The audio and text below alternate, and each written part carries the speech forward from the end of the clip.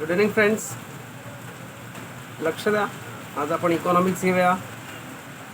Economics घेत असताना थोडंसं हा जो धडा चालू आहे आपला हो ना, पेज नंबर 38 पर्यंत आलेलं. चौथा धडा चालू आहे. 4.3 पर्यंत आपलं झालेलं कंप्लीट. पेज नंबर 39 चालू आहे आपलं. Okay. Determinates of supply. What is the determinates of supply? Supply म्हणजे पुरवठा. हा काही निर्धारित घटकांवरती अवलंबून असतो. निर्धारित घटक म्हणजे काय? आता हे निर्धारित घटक कोणते, याच्यावरती कसा काय अवलंबून असतो बघूया आपण. Price of commodity. सगळ्यात पहिलं, price is an important factors influencing the supply of a commodity. सर्वात महत्त्वाचं, किंमत ही खरं तर वस्तूचा पुरवठ्यावर परिणाम करते. ज्या ठिकाणी जास्त किंमत असेल त्या ठिकाणी आपण जातो का? नाही. त्या वस्तू आपण घेत पण नाही, म्हणजे त्याचा सप्लाय कमी होतो. घेत नाही म्हटल्यावरती त्याचा सप्लाय कमी होतो. More quantities are supplied at a higher price and less quantities are supplied at a lower price. More quantities, जास्तीत जास्त किंमत असते ना, जास्त किंमत, त्याचा अधिक पुरवठा केला जातो. आता मगाशी मी तुम्हाला काय सांगितलं, ज्याची किंमत जास्त असते त्याचा पुरवठा कमी होतो, कारण लोक घेत नाहीत. पण कधी कधी अशी सिच्युएशन असते की ज्याची किंमत जास्त असते अशा वस्तूचा सप्लाय जास्त असतो. का माहिती आहे काय? तुम्हाला सांगतो. आता मगाशी मी सांगितलं वेगळं आणि आता मी तुम्हाला परत वेगळं सांगतोय. का? कसं तर त्याच्या मागचं एक कारण आहे. समजा ह्याला काही गोष्टी अपवाद आहेत. That is called assumption. Okay. काही गोष्टी अपवाद आहेत. म्हणजे कशा? तर समजा एखादी फॅशन चालू आहे. आता मुली म्हटल्यावर तुम्ही मुली आहात, मोस्ट ऑफ तुमच्यामध्ये तुमच्या याच्यामध्ये मुली जास्त आहेत. तर मुलींना माहिती आहे की आता एखाद्या कपड्याची फॅशन चालू आहे. आपल्याकडे कपड्याची फॅशन चालू असेल तर त्या कपड्याचे रेट्स किती हायर असले तरी बिकॉज ऑफ फॅशन, फक्त फॅशन म्हणून आपण काय करतो, ती जास्तीत जास्त प्रमाणात घेतो. तिची किंमत किती असतो, म्हणजे मोर प्राईस मोर सप्लाय, म्हणजे त्याची किंमत जास्त असते. किंमत जास्त असल्यामुळे त्याचा सप्लायसुद्धा काय असतो, जास्त असतो. बघा, त्याचा सप्लाय पण जास्त असतो. हे कधी कधी चांगलं असतं, कधी कधी बरोबर असतं, कधी कधी चुकीचं ठरतं. आता सोन्याची किंमत वाढली तर लग्नसराई जरी असली, आता मे महिन्यात लग्नसराई होती, सोन्याची किंमत वाढलेली होती. आता जवळजवळ 4 ते 5 हजारांनी सोनं कमी होणार आहे. का? आता लग्नसराई संपली, पावसाचा सीझन चालू आहे, लग्नसराई संपली. तर आता मला सांगा की असं असेल तर कसं काय, म्हणजे पॉसिबल आहे का या गोष्टी? नाही. म्हणजे तरी पण लोक काय करतात, सोनं नाणं घ्यायला लागतंच ना. लोकांनी काय हिशोब केला बघा. मी त्या दिवशी पण तुम्हाला एक कारण सांगितलं. कोरोनामुळे बऱ्याच जणांनी लग्नाचं लिमिटेशन्स ठेवलेलं आहे, पण लग्नासाठी 50 माणसंच ठेवलेली आहे. म्हणजे तुमचा बाकीचा खर्च आला ना, बाकीचा खर्च तिथे ॲडजस्ट झाला. मग त्याऐवजी लोकांनी काय केलं, सोनं घेतलं. उदाहरणार्थ तुमचा हॉल मोठा घ्यायला लागत नाही. 50 माणसं म्हटल्यावरती मंदिरात लग्न, 50 माणसात काम, जेवण जिथे 300-350 माणसं जेवणार होती, 400 माणसं जेवणार होती, तिथे फक्त 50 माणसं जेवणार. त्याहीपेक्षा थोडंसं एक 4-5 कमी किंवा 4-5 जास्त असू शकते. तो खर्च तुमचा वाचला, हॉलचा खर्च वाचला, डेकोरेशनचा खर्च वाचला, तुमचा नेण्या येण्याचा खर्च वाचला. दुसऱ्या गावात असेल तर तिकडे नाही जायचं, मंदिरातच लावायचं. म्हणजे तुमचं खर्चाची ॲडजस्टमेंट आहे ना, ती तिथे झालेली आहे.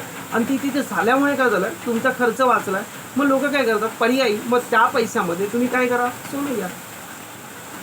It's a simple. बरोबर आहे. So price and less quantities supplied are lower price, thus there is a direct relationship between price and quantity supplied. म्हणजे अशा प्रकारे किंमत आणि पुरवठा यांचा जो संबंध आहे ना, हा सम असतो. प्राइस वाढली, सप्लाय वाढला. प्राइस कमी झाली, सप्लाय कमी झाली.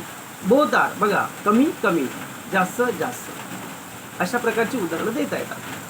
State of technological improvements reduce the cost of productions which leads to increase in production आणि सप्लाय. बघा, उत्पादन तंत्रातील सुधारणांमुळे उत्पादन खर्च कमी होऊन उत्पादन वाढते आणि पुरवठा सुद्धा वाढतो.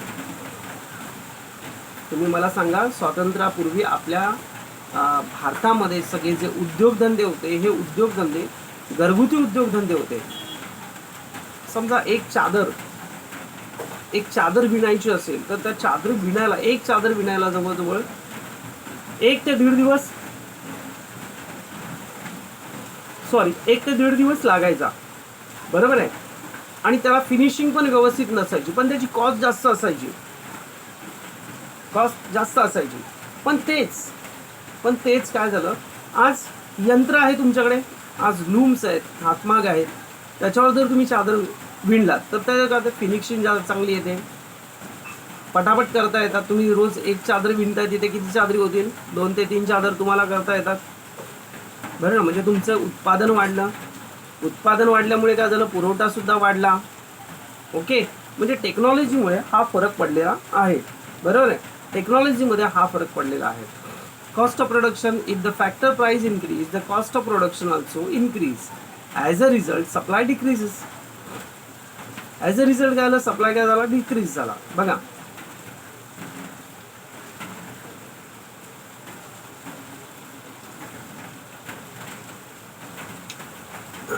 उत्पादन खर्च जर उत्पादन उत्पादनाचे घटक जे असतात त्यांच्या जर किमती वाढल्या तर उत्पादन खर्च वाढतो. परिणामी काय वाढतो, पुरवठा कमी होतो. Okay, then 4th, infrastructural facility. Infrastructure is a form of transport, communication, power etcetera influence the production process as well as the supply. Strong of these facilities decrease the supply and vice versa. बघा, उत्पादनाच्या infrastructural facility म्हणजे काय, पायाभूत सुविधा, वीज, वाहतूक, दळणवळण इत्यादी पायाभूत सुविधांचा परिणाम उत्पादन जी प्रक्रिया आहे याच्या पुरवठ्यावरती होतो. या सुविधांच्या अभावामुळे पुरवठा कमी होतो आणि सुविधांची अधिक उपलब्धता असल्यास पुरवठा जास्त होतो. सुविधा जर जास्त असतील तर पुरवठा काय होतो, जास्त असतो. म्हणून बघा, मोस्ट ऑफ कारखाने काय असतात, ज्या ठिकाणी सुविधा असतात अशा ठिकाणी केल्या जातात. उदाहरणार्थ साखर कारखाने हे साखर ऊस उत्पादनाच्या जवळपास असतात.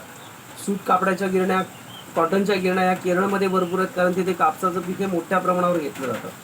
महाराष्ट्रामध्ये पण आपल्या इथे थोडक्यात भिवंडी वगैरे साईडला सूत गिरण्या जास्त आहेत, कारण तिथून ट्रान्सपोर्टेशन करायला सोपं जातं आणि चांगलं ट्रान्सपोर्टेशन करू शकतो तिथे आपण, म्हणून या गोष्टी आहेत. ओके, सरकारची धोरणं काय, आता याच्या बाबतीत सरकार काय धोरण आखतं बघा. What is a government policy? A favourable government policies may encourage supply and unfavourable government policies may discourage the supply. Government policies like a taxation, subsidies, industrial policies, etc. may encourage of the discourage productions and supply depending upon government policies measures. बघा, सरकारची धोरणे काय, तर अनुकूल शासकीय धोरणामुळे पुरवठा वाढतो, प्रतिकूल शासकीय धोरणामुळे पुरवठा कमी होतो. सरकारचे करविषयक, अर्थसहाय्य, औद्योगिक धोरणे इत्यादी धोरणामुळे उत्पादन आणि पुरवठा कमी जास्त होऊ शकतो.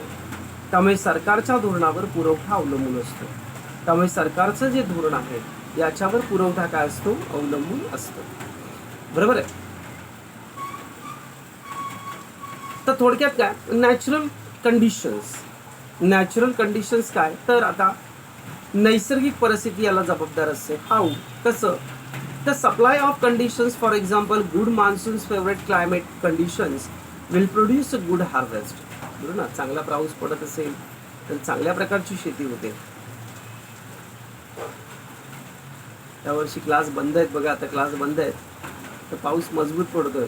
कितीतरी वेळा पाणी तुंबलं असेल, तुम्हाला 2-3 तर सुट्ट्या पावसाच्याच मिळाल्या असत्या, पण लॉकडाऊन असल्यामुळे आज काय झालंय, तुम्हाला सुट्ट्या कमी लागल्या.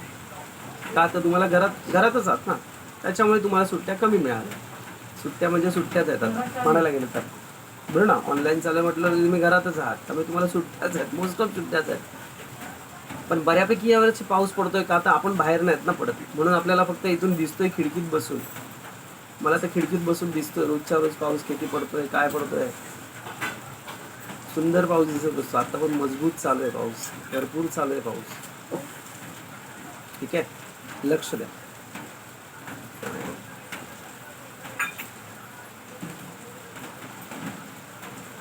त्यामुळे काय होतं, चांगला पाऊस आणि योग्य हवामान असल्यामुळे उत्पादन चांगलं होतं.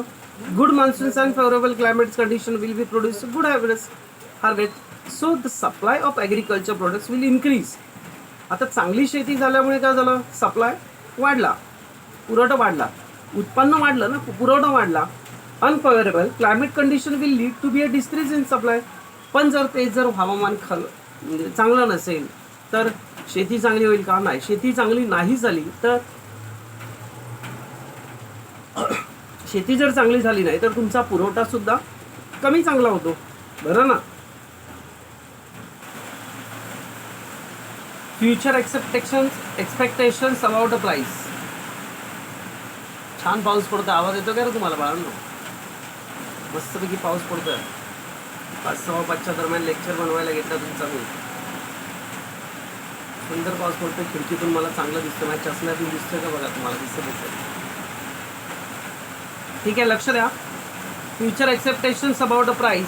If the price are expected to raise in the near futures, in producer may withhold stock. नजीकच्या भविष्यामध्ये किमती वाढण्याची शक्यता असल्यास उत्पादक साठा वाढतो. त्यामुळे पुरवठा कमी होतो आणि याउलट किंमत कमी होण्याची शक्यता असल्यास उत्पादक साठा कमी करून पुरवठा वाढवता येतो. उत्पादक साठा कमी करून पुरवठा वाढवता येतो. ओके. आता it will reduce the supply and vice versa. बघा, असं समजलं होतं. बघा, आता तुम्हाला जर कोणी सांगितलं की अचानक तुम्ही एखाद्या ज्वेलर्सकडे गेलायत आणि तिथे तुम्ही सोनं खरेदी करताय, काहीतरी खरेदी करताय छोटंसं, सोनार तुम्हाला सांगतो की बघा लॉकडाऊन आहे, पुढील 2 आठवड्यामध्ये सोनं महाग होणार आहे. 2 आठवड्यानंतर तुम्ही काय विचार करता? 2 आठवड्यानंतर सोनं महाग होणार आहे म्हणजे आपल्याला जर आत्ता पाहिजे, नंतर घेणार ते आपण आत्ता घेऊ, अशा हिशोबात काही जण काय करतात, घेऊन ठेवतात.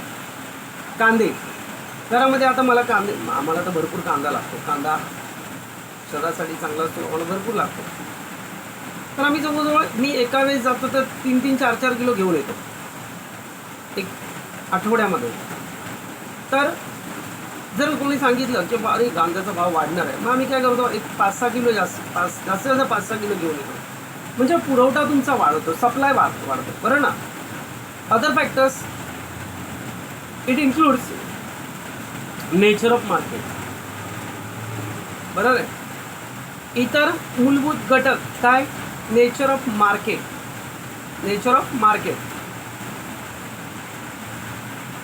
बाजाराचं स्वरूप. Relative price of other goods. इतर वस्तूंच्या सापेक्ष किमती. Export and imports. आयात निर्यातीचा संबंध. Industrial relations. औद्योगिक संबंध. या सगळ्या गोष्टींचा सप्लायवरती फार मोठा परिणाम होतो. होत असतो. Availability of factors, production etcetera. If all factors are favourable, supply of a commodities will be more and vice versa. हे जर घटक अनुकूल असतील, या सगळ्या गोष्टी जर आपल्याला व्यवस्थित अवेलेबल असतील तर वस्तूंचा पुरवठा वाढतो. मगाशी सांगितल्याप्रमाणे सगळ्या गोष्टी जवळच्या जवळ असतील, व्यवस्थित असतील तर आपल्या वस्तूंचा पुरवठा वाढतो. आता तुम्हाला माहिती आहे का, एक तुम्हाला फॉर एक्झाम्पल एक तुम्हाला चांगलं उदाहरण देतो. बऱ्याचशा प्रायव्हेट कंपन्या आहेत ना, मोठमोठ्या कंपन्या ज्या आपल्या इथे होत्या. आता उदाहरणार्थ लार्सन अँड टुब्रो, माहिती नाव ऐकलं कधी? नाही. मोठमोठी बिल्डिंग बांधण्याचे जे काही अवजारं असतात ना, किंवा मोठमोठे प्रोजेक्ट, मोठमोठे लोखंडाचे project, he Larsen and Toubro बनवते. महिंद्रा अँड महिंद्रा ऐकलं असेल. ट्रॅक्टर वगैरे बनतात, जीप वगैरे बनतात. ह्याच्या कंपन्या आपल्या मुंबईत कमी आहेत म्हणजे एकच आहे आपल्या इथे, कांदिवलीला एक आहे. बाकीच्या मुंबईच्या बाहेर आहेत. का माहिती आहे का? त्याच्या मागचं कारण, मुंबईमध्ये जागा कमी, टॅक्स जास्त, पाण्याची अवेबिलिटी. अशा कारखान्यांसाठी बऱ्याच मोठ्या प्रमाणावर पाणी लागतं. पाण्याची कमतरता जास्त, लाईट बिल जास्त, भरमसाठ. म्हणजे सगळ्या गोष्टी आहेत ना तुम्हाला हायर आहेत. आणि आउटसाईडला गेल्यानंतर मात्र तुम्हाला या सगळ्या गोष्टी काय आहेत? कमी आहेत. आणि त्याच्यामुळे काय होतं, तुम्हाला या सगळ्या गोष्टी कमी असल्यामुळे काय होतं, तुमचं इन्कम सोर्स हा कमी असला तरी चालतो, पण तुम्हाला त्या सगळ्या गोष्टी उपलब्ध होतात, त्या फॅकल्टीज उपलब्ध होतात तिथे. आणि उपलब्ध झाल्यामुळे काय होतं, तुमच्यासाठी ते फायदेमंद ठरतं, ते आपल्यासाठी फायदेशीर ठरतं. बरोबर आहे. लॉ ऑफ सप्लाय, पुरवठ्याचा नियम. नीट लक्ष द्या. एक लॉ ऑफ सप्लाय इंट्रोडक्शन्स.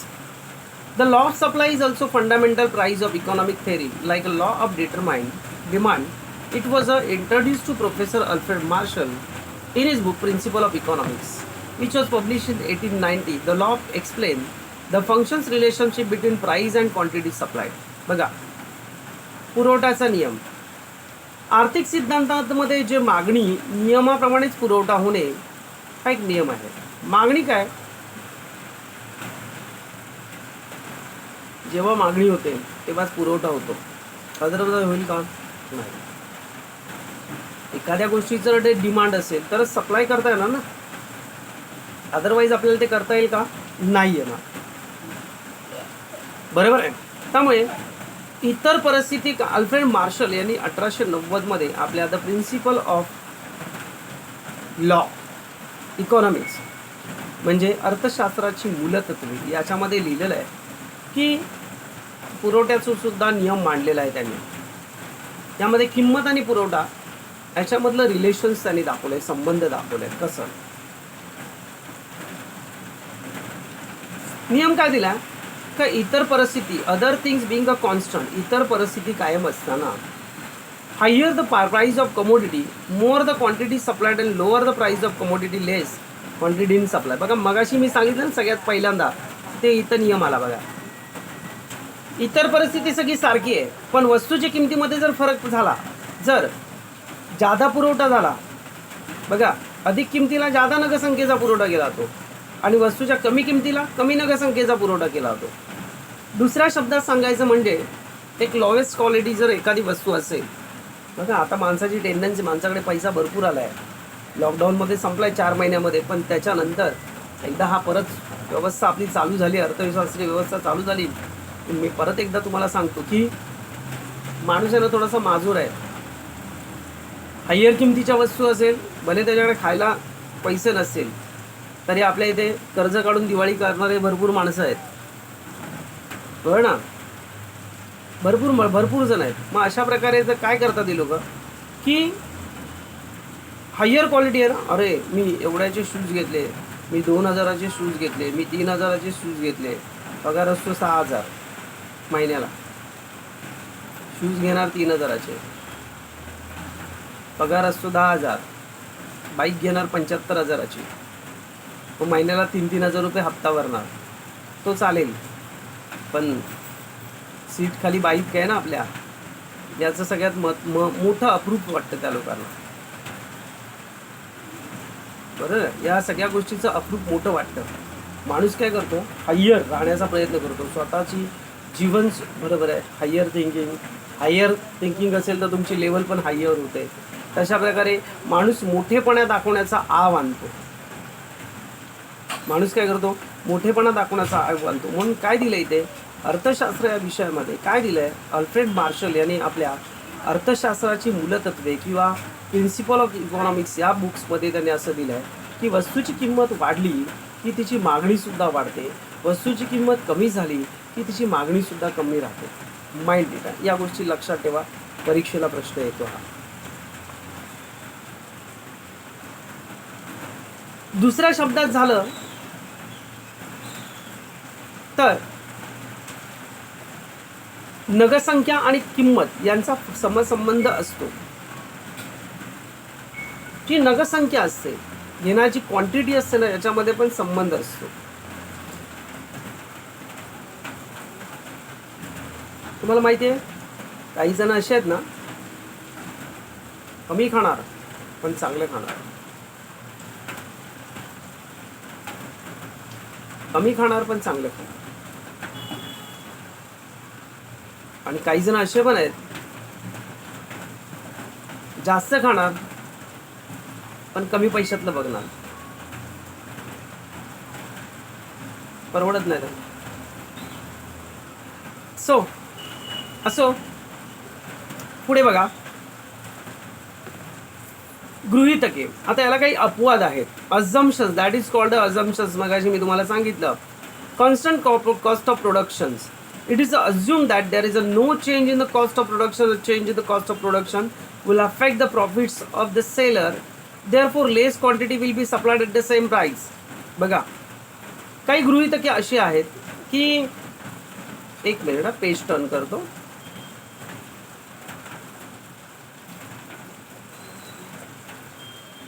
हा बघा, उत्पादन खर्चात बदल होत नाही असं गृहीत धरलं जातं. उत्पादन खर्चामध्ये बदल होत नाही. एखाद्या वस्तूचं ज्यावेळेस आपण उत्पादन काढतो, प्रोडक्शन काढतो, तेव्हा त्याच्यामध्ये काही चेंजेस होतो का? नाही. कारण उत्पादन खर्चातील बदलामुळे विक्रेत्याच्या नफ्यात बदल होईल. उत्पादन खर्च जर वाढला तर एकतर समोरच्या उत्पादनाची किंमत पण वाढवावी लागते. जर ती वाढवली नाही तर त्याला तोटा होतो, आणि जर ती वाढवली तर त्याला फायदा होतो. नाही समजलं?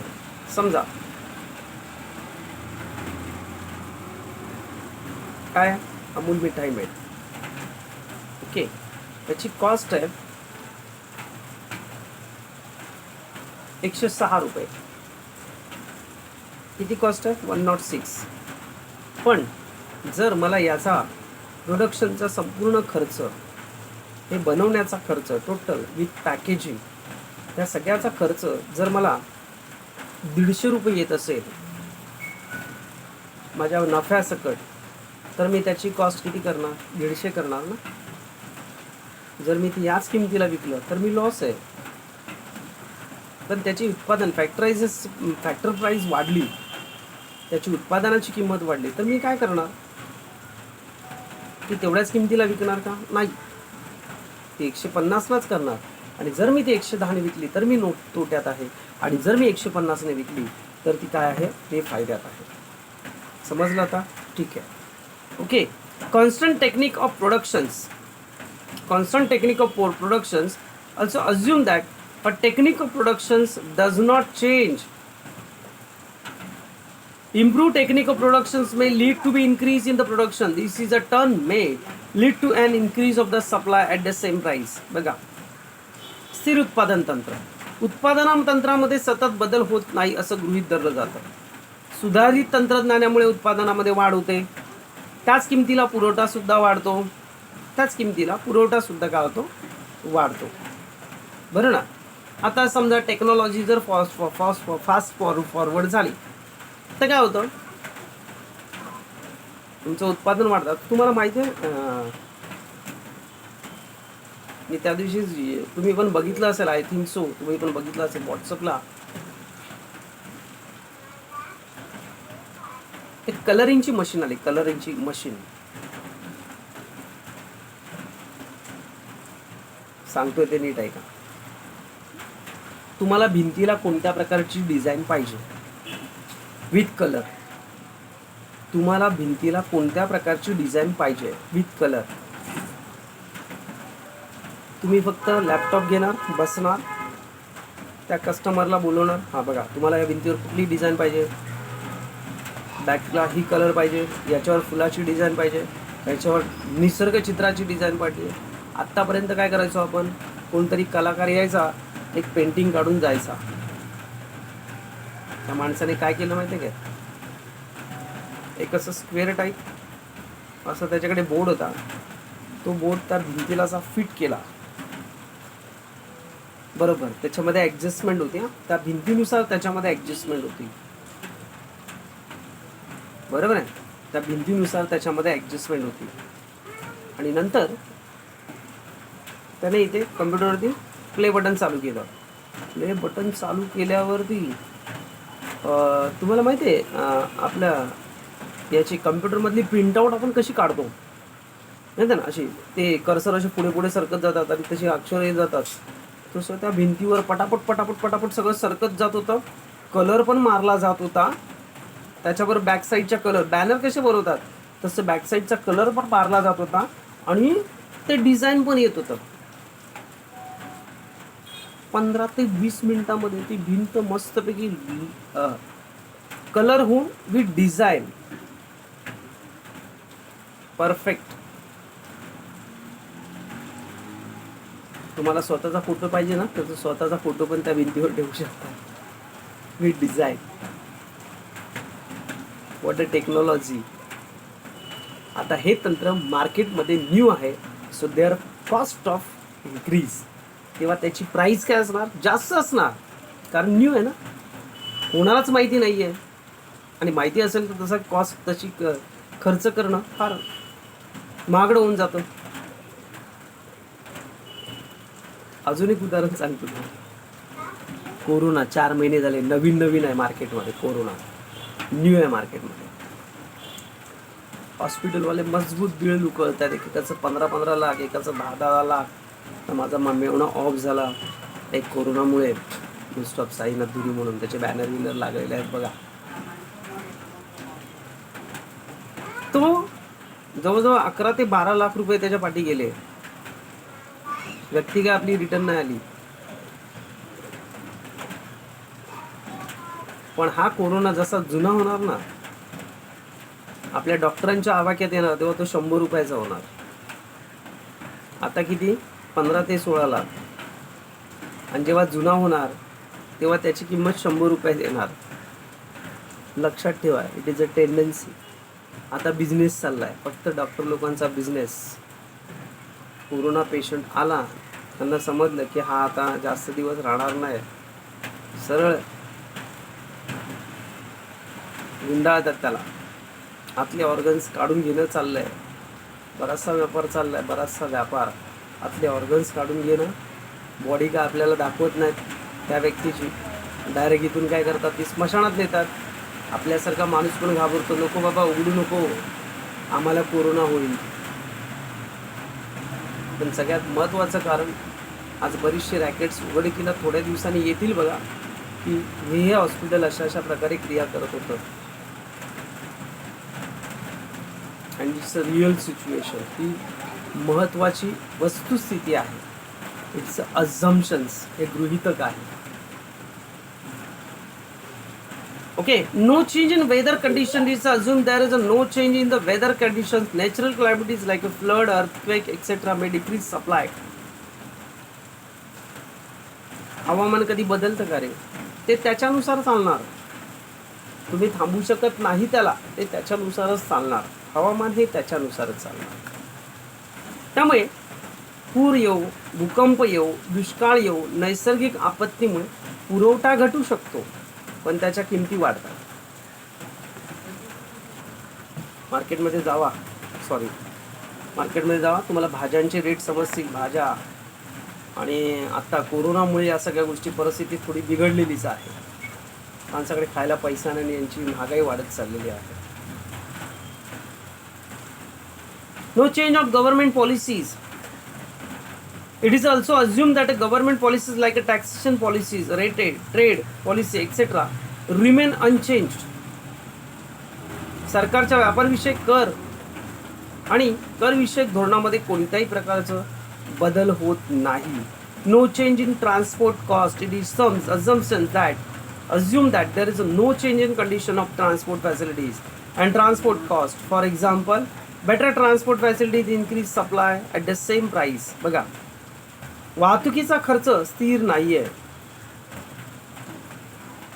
वाहतूक सुविधा यात कोणताही बदल होत नाहीये असं गृहीत धरण्यात आलं, की उदाहरणार्थ चांगल्या वाहतूक सुविधांमुळे किंमत तीच असताना पुरवठ्यात वाढ होते. आता आपल्या इथे बघा ना, कोरोना चालू आहे, बसवाल्यांची BST चांगल्या बऱ्या प्रकारे चालली आहे. आज बरेच जण BSTने कामाला जात आहेत, बिचाऱ्यांची रोजीरोटी चालू झालेली आहे. आज ट्रेन चालू नाही, पण ट्रेनचा खर्च हा BST पेक्षा फार कमी आहे. काय वाटतं तुम्हाला, कमी आहे की नाही? कमी आहे. पण आज लोक ट्रेनने जाणं पसंत नाही करत आहेत, बिकॉज ऑफ क्राऊड. ट्रेन चालूच नाहीत म्हणा, पण बसने जातात, BSTने जात आहेत. इतर वस्तूच्या किमती स्थिर आहेत असं गृहीत धरण्यात आलं आहे. वस्तूच्या किमतीमध्ये जरी बदल झाला तरी उत्पादन घटकांचा इतर वस्तूंच्या उत्पादनासाठी वापर करता येतो. 7. No feature exceptions. The law also assumes that if sellers of not accepting futures, change in the price of product, law of supply is explained with the help of the following schedule and diagram. बघा, भविष्य काळामध्ये किमतीच्या वस्तूची जो काही बदल होणार आहे त्याचा आपल्याला अजिबात अंदाज नसतो, असं गृहीत धरण्यात आलेलं आहे. कोणत्याही प्रकारचा अंदाज याच्यासाठी नसतो असं आपल्या इथे गृहीत धरण्यात आलेलं आहे.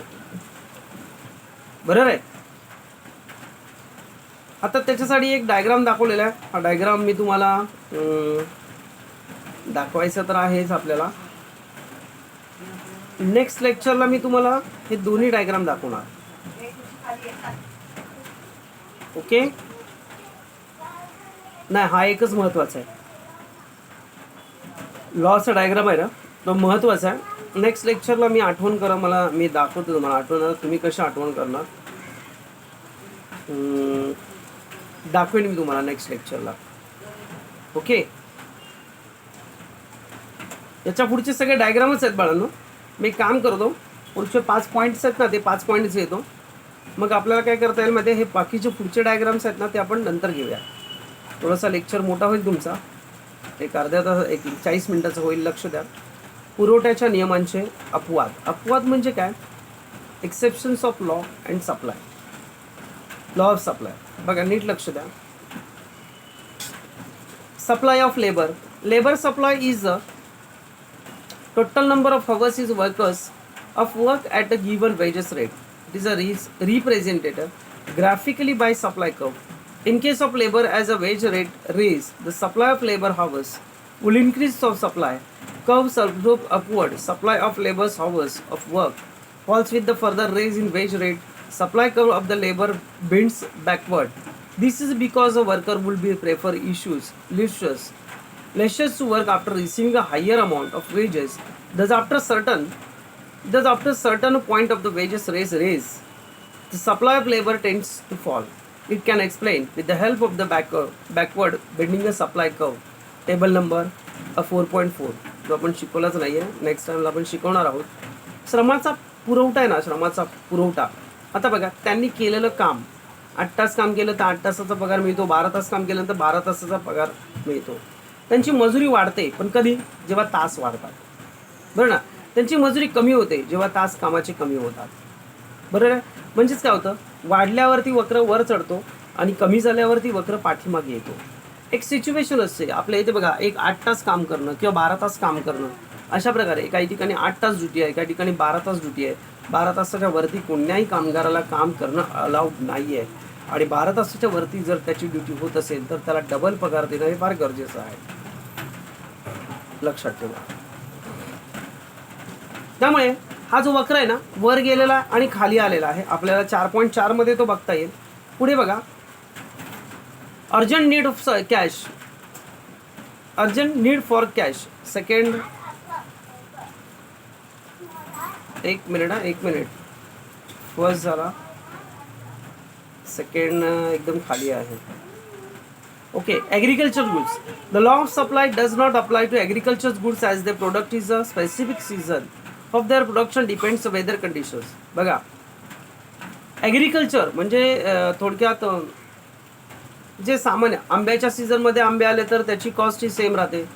आंब्याच्या व्यतिरिक्त जर दुसऱ्या सीझनमध्ये आले तर त्याची कॉस्ट ही लो होते, कारण की सीझन वाईजच काही फळे खाल्ली जातात. आता पावसाळ्यामध्ये तुम्हाला जर कोणी वॉटरमेलन म्हणजे तुम्हाला कोणी कलिंगड आणून विकली तर तुम्ही घ्याल का? नाही घेणार. काही फळं अशी असतात की ज्याची कॉस्ट ही कोणत्याही ऋतूला सेम असतात. पपई म्हणा, सफरचंद म्हणा, पियर्स हे पावसामध्ये येतात, त्यामुळे तुम्हाला आत्ताच मिळणार. ते मे मध्ये मिळणार नाही. मे मध्ये मिळाले तरी तुम्ही घेणार नाही.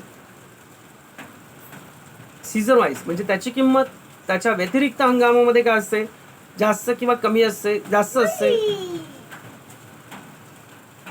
बरोबर आहे. Then third, urgent need of cash due to unfavorable changes the weather is a agriculture production law. Their supply cannot increase even a higher price. ना, जर तुम्ही एखादा क्लायमेटमध्ये जर चेंज झाले, बरोबर आहे, आपल्या क्लायमेटमध्ये वगैरे जर चेंज झालं तर काय करतात, क्लायमेट वगैरे चेंज झालं तरी पण आपण काय एखाद्या वस्तूची किंमत ही जास्त प्रमाणात देतो का? नाही. बरं ना, हवामान प्रतिकूल बदल झाल्यास शेतीचं उत्पादन कमी होतं, तेव्हा जास्त किमतीला सुद्धा वस्तूचा पुरवठा वाढत नाही. तुम्ही किती किंमत द्या, अरे तुमच्याकडे असेल तर तुम्ही देणार ना. तुम्ही किती किंमतीला मागितलं तरी तुम्ही देऊ शकाल का? ते नाही देणार. तुमच्याकडे नाहीच आहे तर तुम्ही कुठून देणार? Urgent need for cash. If the seller is in urgent need of hard cash, he may sell his product at which may even be below the market price. जर विक्रेत्याला रोख रकमेची तीव्र गरज असेल तर विक्रेता काय करतो? आपला माल बाजार किमतीपेक्षाही कमी किमतीला विकतो किंवा पुरवठा वाढवतो. किंमत वाढत नसताना विक्री करेल व त्यामुळे पुरवठ्यात सुद्धा वाढ होते. पुरवठ्यात सुद्धा काय होते? वाढ होते. Perishable goods. In case a perishable goods supplier would offer to sell more quantities at a lower price to avoid losses. For example, vegetable, eggs, etc. नाशवंत वस्तूच्या बाबतीत नुकसान टाळण्यासाठी विक्रेते कमी किमतीला जास्त पुरवठा करू शकतात. उदाहरणार्थ भाजीपाला. तुम्हाला माहिती आहे रिलायन्स वगैरे यासारखे जे शोरूम आहेत किंवा डीमार्ट वगैरे यासारखे जे शोरूम आहेत तिथे भाजीपाला सुद्धा विकला जातो. पण सकाळी तिथे भाजीपाल्याचा रेट हा जास्त किमतीला असतो. संध्याकाळच्या वेळेस मात्र तो रेट कमी केला जातो. का? तर ते प्रेशिएबल गुड्स असतात, त्याच्यामुळे नाशवंत असतात. बरं ना. Rate goods. Rare goods. The supply of rare goods can not be increase or decrease according to be demand. Even if the price raise, supply remains unchanged. For example, rare paintings, old coins, antique goods, etc. ज्या वस्तू सहजासहजी उपलब्ध होऊ शकत नाही त्याचा पुरवठा काय असं नियम सिद्ध होत नाही. कारण दुर्मिळ चित्रे, नाणी, मौल्यवान वस्तू याची किंमत पुन्हा पुन्हा करता येत नाही. त्या एकतर महाग विकल्या जातात. बरोबर आहे. जरी या किमती वाढल्या, वस्तूच्या किमती वाढल्या, तरी त्याचा पुरवठा वाढवता येतो का? नाही. त्या रेअर वस्तू आहे, अँटिक वस्तू आहे, तर ती पुन्हा पुन्हा मागवता येते का? नाही. कारण ती एकमेव असते. समजलं? ती एकमेव असते, त्यामुळे तिचा पुरवठा जास्त होत नाही आणि ती तेवढ्याच किमतीमध्ये तुम्हाला ती मिळून जाते. ठीक आहे. पुढल्या वेळेस आपण लॉ ऑफ सप्लायचा डायग्राम आपण समजावून सांगू आणि याच्या पुढे सगळे डायग्रामच आहेत, त्याच्यामुळे मी याच्या पुढचं घेणार नाही. ते डायरेक्ट तुमचं एंडिंगला तुम्हाला हे एक्सप्लेन करणार आहे. सगळे डायग्रामच आहे. तर मी आता आपला हा धडा जो आहे हा इथे संपलेला आहे. ठीक आहे. नेक्स्ट लेसन आपण काय कोणता चालू करणार आहोत? 5वा लेसन आपण चालू करणार आहोत. That is called forms of market. हा पण महत्त्वाचा धडा आहे. बाजाराचे प्रकार. हा गेल्या वर्षी 9था धडा, यावर्षी नवीन आहे. समजलं? आज आपण इथेच थांबूया आणि आपण नेक्स्ट लेक्चरला धडा 5वा शिकवणार आहोत. ओके. थँक्यू. धन्यवाद.